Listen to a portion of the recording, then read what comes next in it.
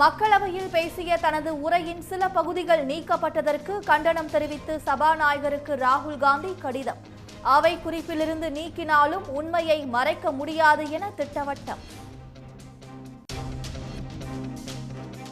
குடியரசுத் தலைவர் உரைக்கு நன்றி தெரிவிக்கும் தீர்மானத்திற்கு பிரதமர் மோடி 2 மணி நேரம் பதிலுரை. காங்கிரஸ் ராகுல் காந்தி குறித்து சரமாரி விமர்சனம். மக்களவையில் பிரதமர் மோடி உரையின் போது எதிர்க்கட்சி உறுப்பினர்கள் தொடர் முழக்கம். कई माननीय सदस्यों ने राष्ट्रपति जी के अभिभाषण पर மணிப்பூர் வன்முறை, நீட் முறைகேடு பற்றி விளக்கமளிக்க வேண்டும் என வலியுறுத்தல். கைது செய்யப்பட்ட மீனவர்களை விடுவிக்க வலியுறுத்தி வரும் 5ஆம் தேதி ராமேஸ்வரத்தில் ரயில் மறியல். பாம்பன் நாட்டுப்படகு மீனவர்கள் காலவரையற்ற வேலை நிறுத்தத்தை தொடங்கினர். தமிழ்நாடு மீனவர்கள் பிரச்சினைக்கு நிரந்தர தீர்வு காண கோரி வெளியுறவு அமைச்சர் ஜெய்சங்கருக்கு முதலமைச்சர் மு.க.ஸ்டாலின் கடிதம். இலங்கையில் சிக்கி தவிக்கும் மீனவர்களை விடுவிக்க நடவடிக்கை எடுக்கவும் வலியுறுத்தல். 270 கிலோ தங்க கடத்தல் வழக்கில் பாஜக பிரமுகருக்கு தொடர்பு இருப்பதாக பரபரப்பு தகவல். விமான நிலையத்தில் கடைபெற உதவிய பாஜக பிரமுகர் பிருத்வி வீட்டில் சுங்கத்துறையினர் சோதனை. அசாம், குஜராத் உள்ளிட்ட மாநிலங்களில் கனமழையால் தொடரும் வெள்ளப்பெருக்கு. மிசோரமில் நிலச்சரிவில் சிக்கி ஒரே குடும்பத்தைச் சேர்ந்த 3 பேர் பலி.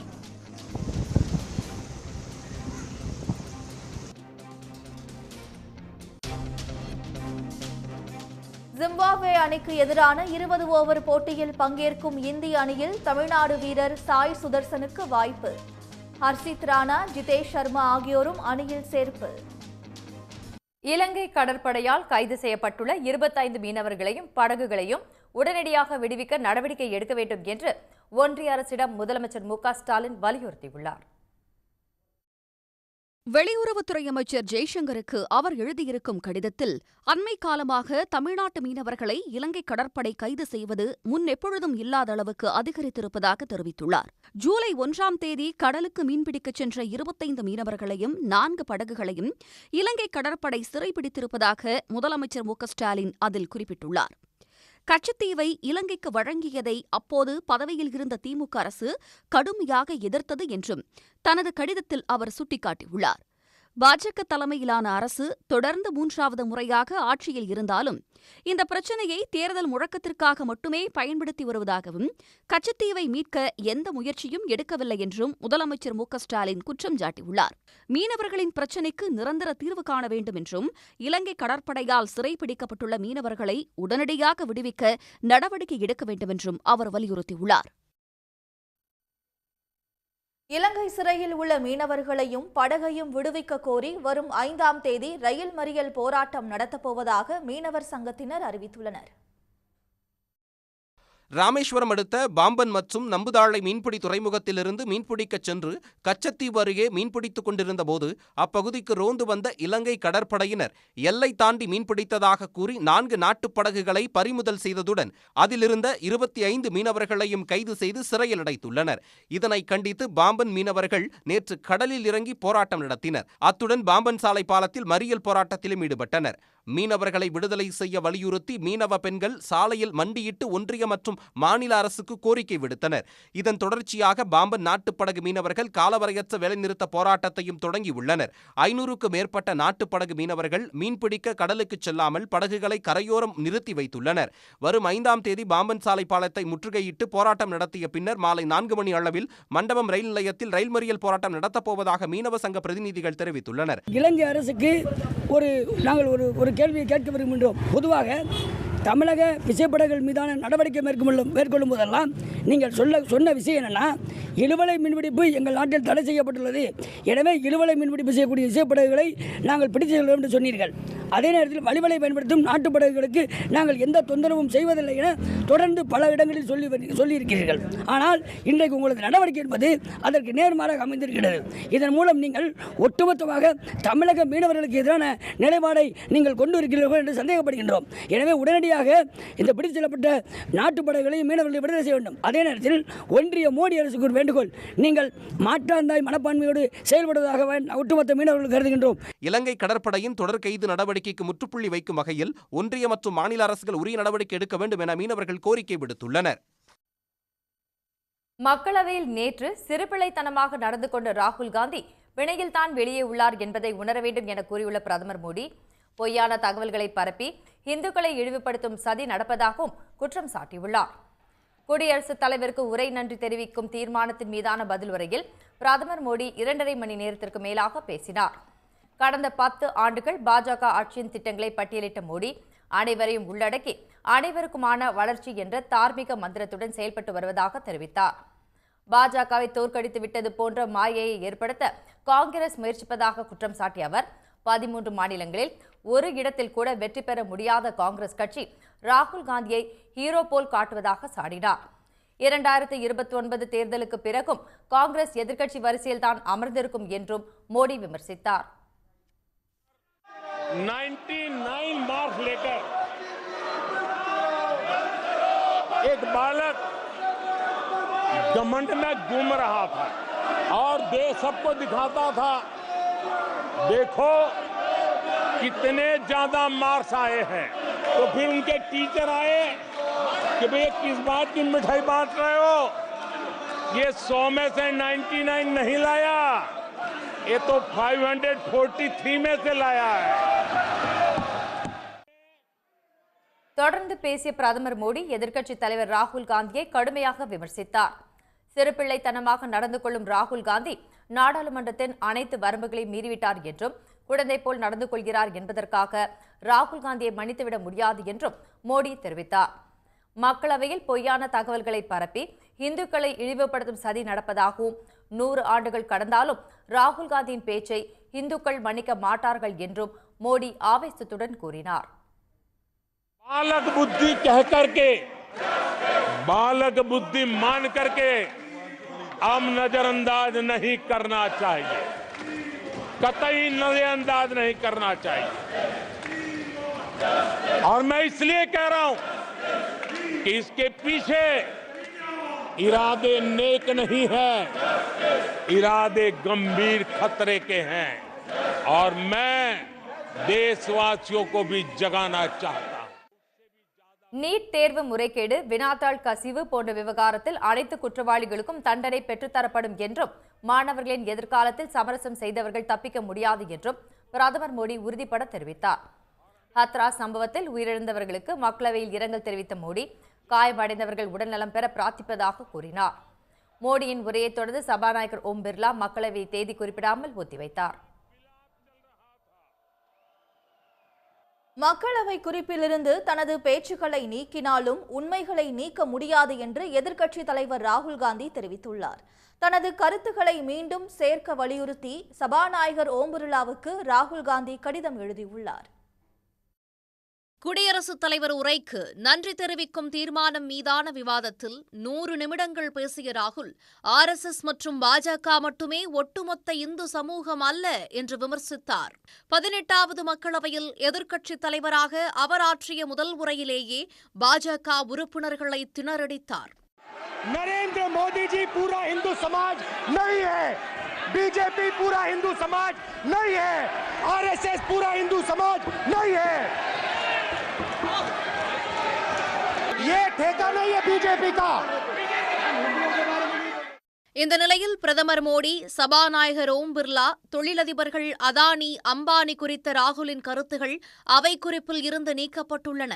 நீட் தேர்வு முறைகேடு தொடர்பான பேச்சு உட்பட ராகுலின் உரையில் இருந்து 11 பகுதிகள் நீக்கப்பட்டுள்ளன. இதேபோல மாநிலங்களவையில் எதிர்க்கட்சித் தலைவர் கர்கே ஆற்றிய உரையில் இருந்தும் சில பகுதிகள் நீக்கப்பட்டுள்ளன. இது ஜனநாயக விரோத நடவடிக்கை என எதிர்க்கட்சிகள் கடும் கண்டனம் தெரிவித்துள்ளன. தனது உரையின் சில பகுதிகளை அவை குறிப்பில் இருந்து நீக்கினாலும் உண்மை எப்போதுமே உண்மையாகத்தான் இருக்கும் என்று ராகுல் காந்தி தெரிவித்துள்ளார்.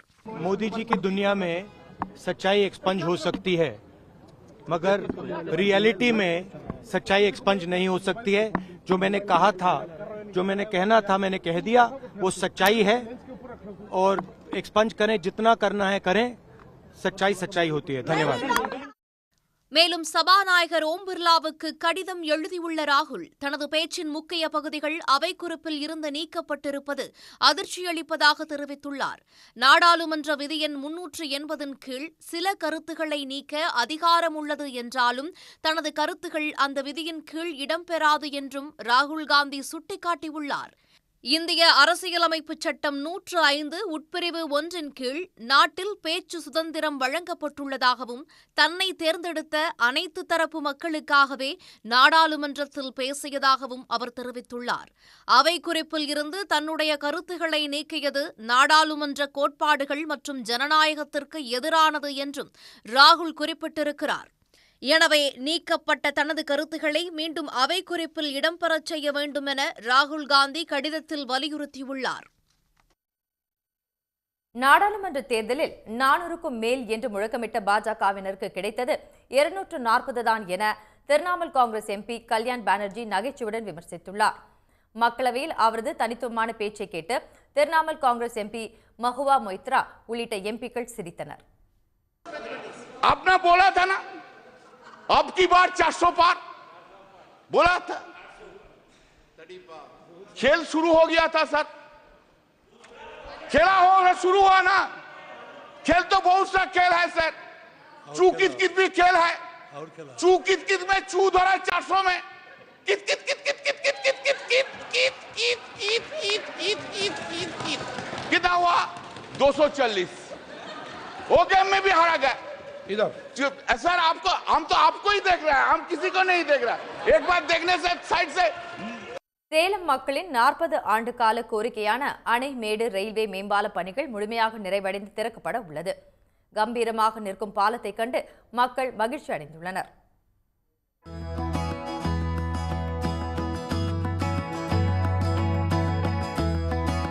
சேலம் மாநகரின் மையப்பகுதியில் ஓடும் திருமணிமுத்தாற்றின் குறுக்கே மரவனேரியில் சிறிய அளவிலான தடுப்பணை தரைமட்ட பாலம் கட்டப்பட்டு கிழக்கு மேற்கு பகுதி இணைக்கப்பட்டுள்ளது. அணைமேடு என அழைக்கப்பட்டு வரும் இப்பகுதியை ஒட்டி சேலம் டவுன் ரயில் நிலையம் அமைந்துள்ளது. கடந்த 40 ஆண்டுகளாக அணைமேடு ரயில்வே கேட் பகுதியில் கடும் போக்குவரத்து நெரிசலால் அவதிப்பட்டு வந்த மக்கள் ரயில்வே மேம்பாலம் கட்ட வேண்டும் என வலியுறுத்தி வந்தனர். கடந்த 2011இல் ரயில்வே மேம்பால திட்டம் அறிவிக்கப்பட்டாலும் நிலம் கையகப்படுத்தும் பணியில் 10 ஆண்டுகள் கடந்தன. இறுதியாக கடந்த 2021ஆம் ஆண்டு மேம்பாலம் கட்டும் பணிகள் தொடங்கப்பட்டன. 650 மீட்டர் நீளம் 12 மீட்டர் அகலத்துடன் 92 கோடி ரூபாய் செலவில் மிகவும் நேர்த்தியாக கட்டி முடிக்கப்பட்டுள்ள பாலத்தை கண்டு சேலம் மக்கள் மகிழ்ச்சியடைந்துள்ளனர்.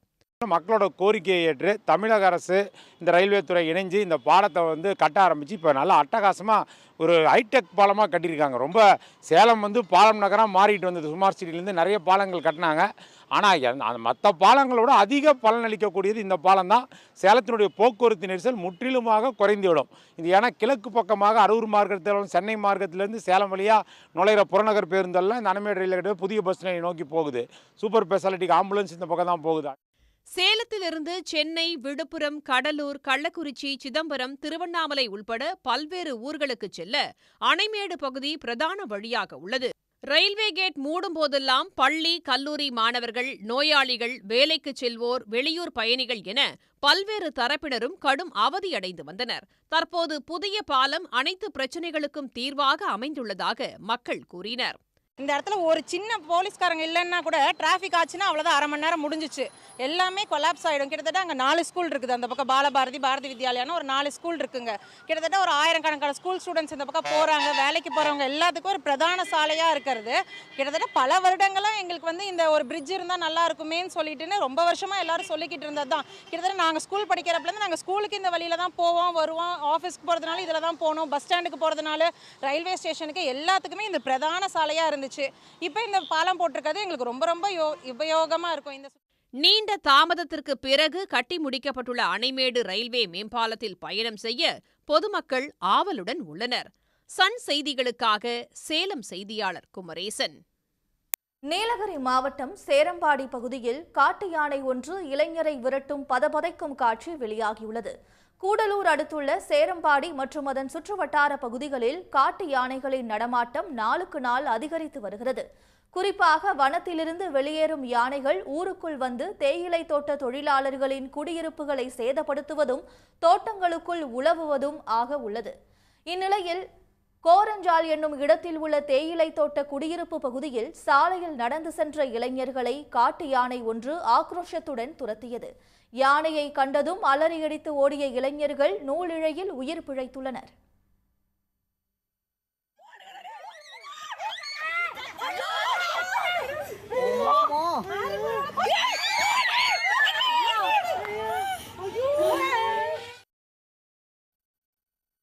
இதேபோல் கூடலூர் அருகே உள்ள கவுண்டன்கொல்லி என்ற பழங்குடியின கிராமத்தை காட்டு யானை ஒன்று முகாமிட்டுள்ளது. இதனால் ஆத்திரமடைந்த மக்கள் கூடலூர் கேரளா செல்லும் சாலையில் வாகனங்களை மறித்து போராட்டத்தில் ஈடுபட்டனர். தகவல் அறிந்து விரைந்த வனத்துறையினரிடம் பழங்குடியின மக்கள் வாக்குவாதம் செய்ததால் சிறிது நேரம் பரபரப்பு நிலவியது.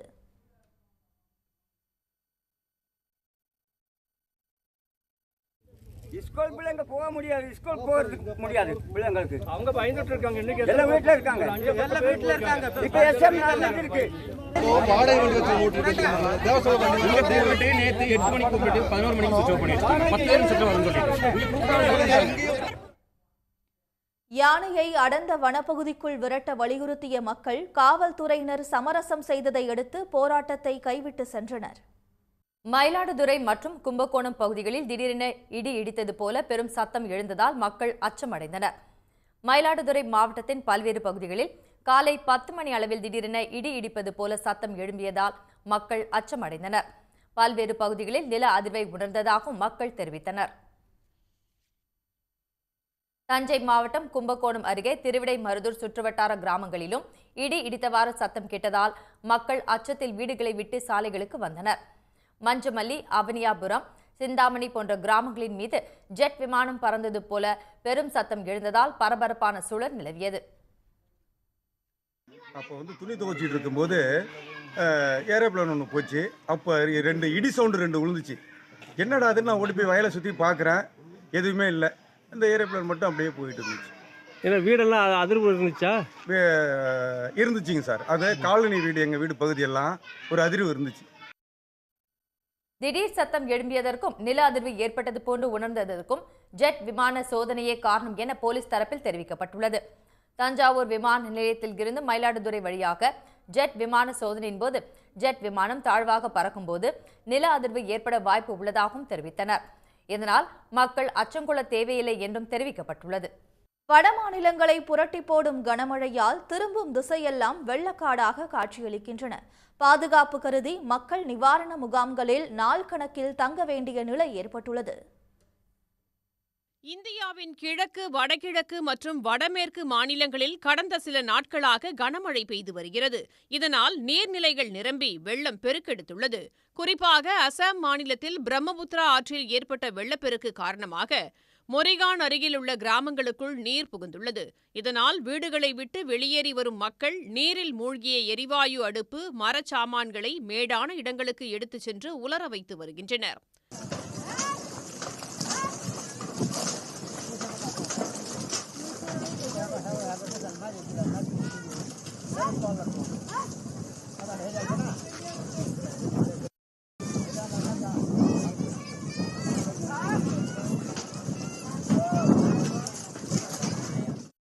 அசாமின் கோலாஹத் மாவட்டத்தில் இடைவிடாது கொட்டும் மழையால் சாலைகள், குடியிருப்புகள் கண்ணுக்கு தெரியாதவாறு எங்கும் வெள்ளம் சூழ்ந்து ஆறு போல் காட்சியளிக்கிறது.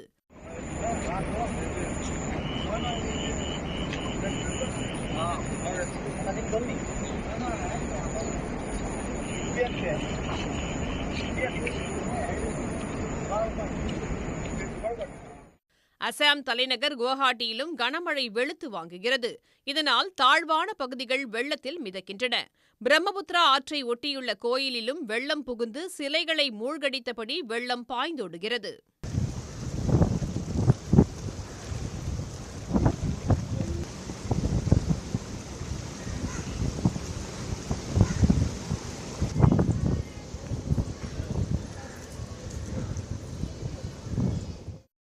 மிசோரம் மாநிலம் ஜுவாங்டுய் பகுதியில் ஏற்பட்ட நிலச்சரிவில் சிக்கி ஒரு குழந்தை, தம்பதி என ஒரே குடும்பத்தைச் சேர்ந்த 3 பேர் உயிரிழந்தனர்.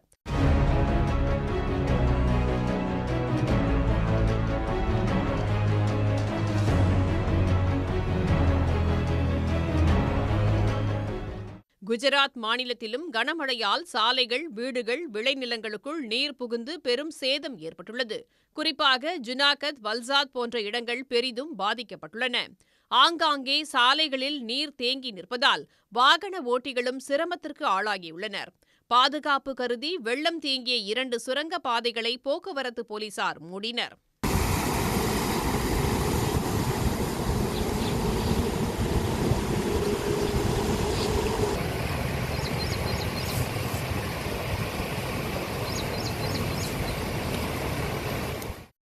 டெல்லியிலும் பல இடங்களில் பரவலாக மழை பெய்து வருகிறது. வடமாநிலங்களில் அடுத்த 4 நாட்கள் கனமழை நீடிக்கும் என்றும், குறிப்பாக வடகிழக்கு மாநிலங்களில் அதி கனமழைக்கான ரெட் அலர்ட் எச்சரிக்கையும் வானிலை ஆய்வு மையம் விடுத்துள்ளது.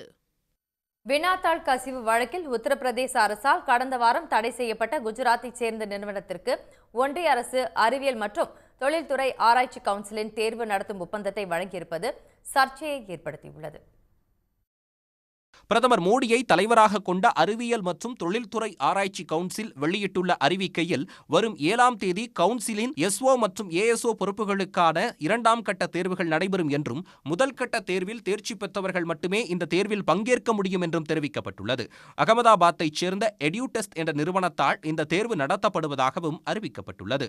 உத்தரப்பிரதேச மாநிலத்தையே உலுக்கிய காவலர் ஆட்சேர்ப்பு தேர்வு வினாத்தாள் கசிவு புகாரில் சிக்கிய எடியூடெஸ்ட் நிறுவனத்தை தடை செய்வதாக யோகி ஆதித்யநாத் தலைமையிலான உத்தரப்பிரதேச அரசு அறிவித்தது. மேலும் வினாத்தாள் கசிவு புகாரில் நிறுவனத்தின் நிர்வாக இயக்குநர் வினீத்துக்கு மாநில போலீசார் பலமுறை சம்மன் அனுப்பியும் அவர் இதுவரை ஆஜராகவில்லை. கைது நடவடிக்கைக்கு பயந்து அவர் வெளிநாட்டிற்கு தப்பிச் சென்றிருக்கலாம் என்றும் சொல்லப்படுகிறது. மற்றொரு தேர்வு முறைகேடு புகாரில் கடந்த ஆண்டு அக்டோபர் மாதம் பீகார் அரசும் இந்த நிறுவனத்தை தடை செய்தது. பீகார் அரசு தடை செய்வதற்கு ஒரு நாள் முன்பாக CSIR எனப்படும் அறிவியல் மற்றும் தொழில்துறை ஆராய்ச்சி கவுன்சிலின் எஸ்ஓ மற்றும் ஏஎஸ்ஓ பொறுப்புகளுக்கான முதல் கட்ட தேர்வை நடத்த எடியூடெஸ்ட் நிறுவனத்துடன் 8,04,00,000 ரூபாய்க்கு ஒப்பந்தம் செய்யப்பட்டது. பீகார் அரசின் அறிவிப்புக்கு பின்பும் இந்த ஒப்பந்தம் ரத்து செய்யப்படாமல் மொத்தமுள்ள 444 இடங்களுக்கு கடந்த ஜனவரி மாதம் எடியூடெஸ்ட் நிறுவனத்தாலேயே தேர்வு நடத்தப்பட்டது.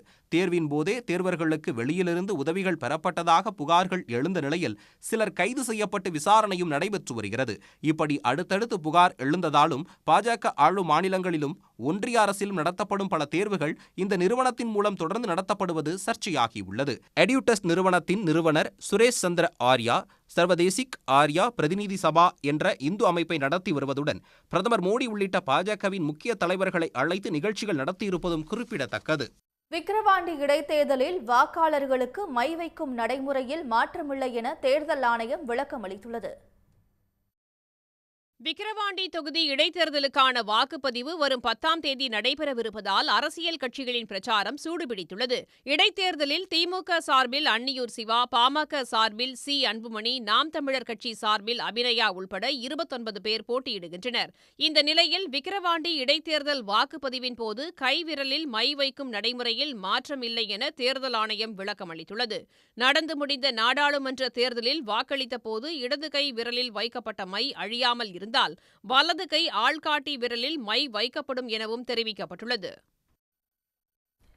விக்கிரவாண்டி இடைத்தேர்தலில் திமுகவின் வெற்றி வாய்ப்பு பிரகாசமாக உள்ளதாக அமைச்சர் துரைமுருகன் தெரிவித்துள்ளார்.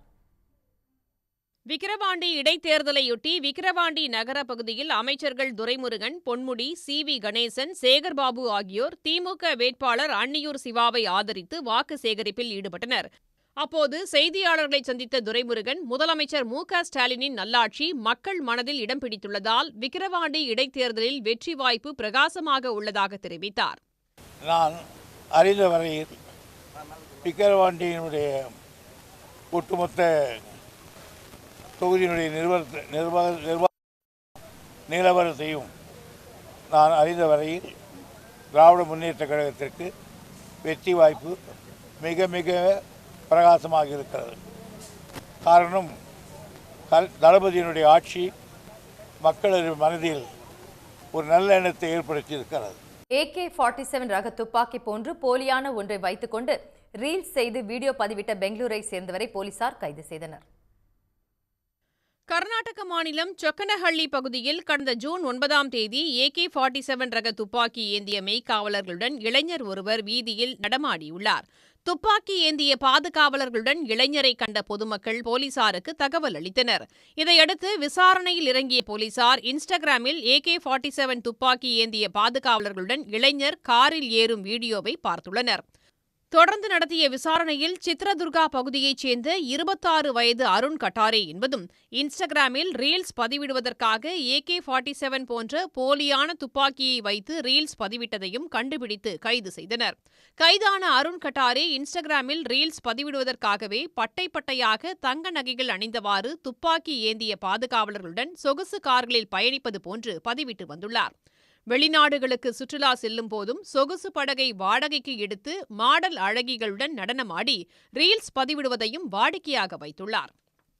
சென்னை கிழக்கு கடற்கரை சாலை கடலோர பகுதியில் அத்துமீறி ஆக்கிரமிப்புகள் நடைபெறுவதால் உள்ளூர் மக்களும் மீனவர்களும் பாதிக்கப்பட்டுள்ளனர். கடற்கரை சூழலும் பாதிக்கப்படுவதாக புகார் எழுந்துள்ளது. இதுகுறித்த ஒரு செய்தி தொகுப்பை பார்க்கலாம். உயர் அலைக்கோட்டில் இருந்து 500 மீட்டர் வரையிலான கடற்கரை நிலமும் அலை ஏற்ற இறக்கங்களுக்கு உட்பட்ட சிற்றோடைகள், முகத்வாரங்கள், காயல் மற்றும் ஆறுகளின் கரையோரங்களில் 100 மீட்டர் நீளமுள்ள நிலமும் கடலோர ஒழுங்குமுறை மண்டலமாக அறிவிக்கப்பட்டுள்ளன. இந்த மண்டலத்தில் அங்கீகரிக்கப்படாத கட்டடங்கள் கட்டுவது தடை செய்யப்பட்டுள்ளது.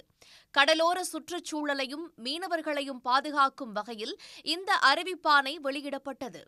ஆனால் சென்னை கிழக்கு கடற்கரை சாலையில் இந்த விதிகள் எல்லாம் காற்றில் பறக்கவிடப்பட்டு ஆக்கிரமிப்புகள் ஆக்டோபஸ் கரங்களாக நீண்டுள்ளன. கிழக்கு கடற்கரை சாலையில் அக்கரை, பனையூர், உத்தண்டி என நீள்கிறது ஆக்கிரமிப்பு பட்டியல். சென்னை பெருநகர மாநகராட்சிக்கு உட்பட்ட CMDA பகுதியிலேயே பல்வேறு பண்ணை வீடுகள், ரெசார்ட்டுகள், கேளிக்கை விடுதிகள், உணவகங்கள் என கடல் அலை வீசும் பகுதிக்கு மிக அருகிலேயே அத்துமீறல் அரங்கேறியுள்ளன. இவங்க முழுக்க விதி மீறலை பண்ணியிருக்காங்க. அதுக்கு முற்றிலும் மாறாக இங்கே எந்த இடத்துலையும் அங்கீகரிக்கப்பட்ட அரசோட கட்டிடங்களோ அரசோட சாலைகளோ இல்லை. முழுக்க கடற்கரையை இன்றைக்கி கபலீகரம் பண்ணக்கூடிய வகையில் தனியார்கள் ஆக்கிரமித்து வச்சுருக்காங்க. இதன் பேரில் ரொம்ப கராராக நடவடிக்கை எடுக்கணும். 100 மீட்டர் அளவாவது இன்றைக்கி பாதுகாக்கப்பட்டிருக்குதா அப்படின்னு பார்த்தா அதுவும் இல்லை. அலையிலேருந்து 10 மீட்டருக்குள்ளேயே இன்றைக்கி பல்வேறு விதமான ஆக்குப்பேடு உள்ளே வந்திருக்காங்க. குறிப்பாக நீங்கள் பார்த்தீங்கன்னா இந்த பகுதி இது உயர்மட்ட அலையிலேருந்து 10 மீட்டர் கூட இல்லை. ஆனால் உயர்மட்ட அலைக்குள்ளே இருக்கிற இடத்துலையே ஒருத்தர் காம்பவுண்ட் போட்டு இந்த இடத்த ஆக்கிரமிச்சிருக்காரு. நில மாபியாக கடற்கரை ஓரத்தை இன்னைக்கு கொள்ளையடிக்கிறாங்க, அபகரிக்கிறாங்க. கடல் அலை பகுதியிலேயே சுற்றுச்சுவர் அமைத்து ஆக்கிரமிப்புகளை அரங்கேற்றி வருகின்றனர். இதனால் தாங்கள் பெரிதும் பாதிக்கப்பட்டிருப்பதாக மீனவர்கள் தெரிவித்துள்ளனர். சூறை காற்று வீசும்போது படகுகளையும் மீன்பிடி உபகரணங்களையும் பாதுகாப்பான இடத்திற்கு கொண்டுவர முடியாத நிலை ஏற்பட்டிருப்பதாகவும் கடல் ஆமைகள் இனப்பெருக்கம் பாதிக்கப்படுவதாகவும் அவர்கள் கூறுகின்றனர். சோழிங்கநல்லூர் தாசில்தார் அவர் என்ன பண்றாரு, அவரும் ஆர்டிஓவுக்கு ஒரு மனு கொடுக்குறாரு, அறிக்கை கொடுக்குறாரு. அதாவது இதெல்லாம் பொது இடம் தான், இதில் இருக்கிற ஆக்கிரமிப்புகள் நீங்கள் இங்கே பார்க்குறீங்க, இது நாங்கள் கேஸ் போட்ட பிறகு வந்திருக்கிற ஆக்கிரமிப்பு. இந்த மாதிரி ஆக்கிரமிப்புகள் எல்லாம் நீங்கள் அப்புறப்படுத்தி இதை பொது பயன்பாட்டுக்கு உபயோகிக்கணும் அப்படின்னு சொல்லிட்டு அவரும் ஒரு மனு கொடுக்குறாரு. இப்போ பார்த்தீங்கன்னா இந்த இடம் கடல் பக்கத்துலேயே இருக்குது. கடல்லேருந்து நீங்கள் 50 மீட்டர் கூட கிடையாது. இங்கே அந்த வாட்டர் கெட்டு போகக்கூடாது, எங்களுக்கு இங்கே பொல்யூஷன் கெட்டு போகக்கூடாது, நியாயமாக இங்கே நடக்க வேண்டிய விஷயங்கள் நடக்கணும். முக்கியமாக சார் நாங்கள் கேஸ் ஃபைல் பண்ணிருக்கிறதே மக்களோட ப்ராப்பர்ட்டி மக்களுக்காக தான் இருக்கணும். வேறு தனிப்பட்ட நபர் கூறு போட்டு விற்கக்கூடாது, சாப்பிடக்கூடாது. இந்த அத்துமீறல் ஆக்கிரமிப்புகளுக்கு அதிகாரிகளே உடந்தை என்பதுதான் மீனவர்களின் குற்றச்சாட்டு. இதனால்தான் ஆக்கிரமிப்பு என பட்டவர்த்தனமாக தெரிந்தும் கூட அதிகாரிகள் பாராமுகத்துடன் இருப்பதாக மீனவர்கள் கூறுகின்றனர். கடலையே கபலீகரம் செய்துள்ள ஆக்கிரமிப்புகளை அகற்றி உரிய நடவடிக்கை எடுக்க வேண்டுமென்று மீனவர்களும் சமூக ஆர்வலர்களும் குரல் எழுப்புகின்றனர். அவர்களின் குரலுக்கு அதிகாரிகள் இனியாவது செவிசாய்க்க வேண்டும் என்பதே அனைவரது கோரிக்கை. சன் செய்திகளுக்காக செய்தியாளர் ஜெய்சங்கர். காவிரி மேலாண்மை ஆணையம் நடுநிலை தவறி வருவதால் ஆணையத்தின் தலைவரை மாற்ற வேண்டும் என்று காவிரி உரிமை மீட்புக் குழு கோரிக்கை விடுத்துள்ளது. காவிரி உரிமை மீட்புக் குழுவின் ஆலோசனைக் கூட்டம் தஞ்சையில் நடைபெற்றது. கூட்டத்தில் உச்சநீதிமன்ற தீர்ப்பின்படி காவிரி நீரை பங்கிட்டு தருவதில் காவிரி மேலாண்மை ஆணையம் நடுநிலை தவறி வருவதால் ஆணையத்தின் தலைவரை மாற்ற வேண்டும் என்பது உள்ளிட்ட பல்வேறு கோரிக்கைகள் நிறைவேற்றப்பட்டன. பின்னர் செய்தியாளர்களை சந்தித்த காவிரி உரிமை மீட்புக் குழுவின் ஒருங்கிணைப்பாளர் மணியரசன், பின்னர் செய்தியாளர்களை சந்தித்த காவிரி உரிமை மீட்புக் குழுவின் ஒருங்கிணைப்பாளர் மணியரசன், கர்நாடகா உரிய நேரத்தில் தண்ணீரை திறந்து விடாததால் டெல்டா மாவட்டங்களில் வறட்சி ஏற்பட்டுள்ளதாகவும், வறட்சியால் பாதிக்கப்பட்ட விவசாயிகளுக்கு ஒன்றிய அரசு பேரிடர் பாதிப்பு நிதியிலிருந்து இழப்பீடு வழங்க வேண்டும் என்றும் வலியுறுத்தினார். இனியாவது போராடி வாதாடி தமிழ்நாடு முதலமைச்சர் இதை ஒரு பிரச்சனையாக எடுத்துக்கொண்டு பேசி, இந்திய அரசிடம் பேசி, அவங்களுடைய தோழமை மாநிலங்களோடு பேசி காவிரி தண்ணீரை பெற வேண்டும். உரிய நேரத்தில் காவிரி நீரை பெற்றுத்தர வலியுறுத்தி வரும் 16ஆம் தேதி தஞ்சை காவிரி நீர்வளத்துறை அலுவலகத்தை முற்றுகையிட இருப்பதாக காவிரி உரிமை மீட்புக் குழு தெரிவித்துள்ளது. ஆத்தூர் பகுதியில் வசிக்கும் மலைவாழ் மக்களுக்கு இலவச வீட்டுமனை பட்டா, சாதி சான்றிதழ் வழங்கக் கோரி ஆத்தூர் கோட்டாட்சியர் அலுவலகம் முன்பு தமிழ்நாடு மலைவாழ் மக்கள் சங்கத்தினர் கண்டன ஆர்ப்பாட்டம் நடத்தினர். சேலம் மாவட்டம் ஆத்தூர் சட்டமன்ற தொகுதிக்குட்பட்ட பைத்தூர், பச்சைமலை, புங்கவாடி, துலுக்கனூர், அருநூற்றுமலை, கருமந்துறை உள்ளிட்ட மலை கிராம பகுதிகளில் மலைவாழ் மக்கள் வசித்து வருகின்றனர்.